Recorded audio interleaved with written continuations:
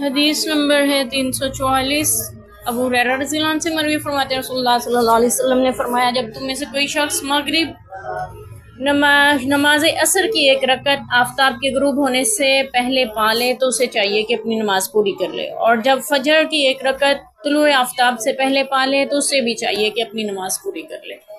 یہاں پہ پچھلے باب میں ہم نے نمازوں کے اوقات سے متعلق پڑھا تھا، یہاں پہ ہم رعایت پڑھ رہے ہیں ان لوگوں کے لیے جن کی نماز کسی وجہ سے رہ گئی۔ جیسے مثال کے طور پہ کوئی شخص فجر کے وقت سویا رہ گیا اور اس کی آنکھ اس وقت کھلی ہے جب سورج اگر وضو وغیرہ کر کے آتا ہے تو سورج طلوع ہونے میں اتنا سا وقت ہے کہ وہ صرف ایک رکعت پڑھ سکتا ہے، تو حدیث پاک کا مفہوم ہے اسے چاہیے وہ پوری نماز پڑھ لے۔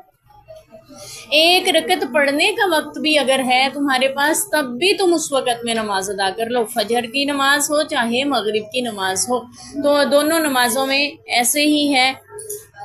مغرب نہیں، عصر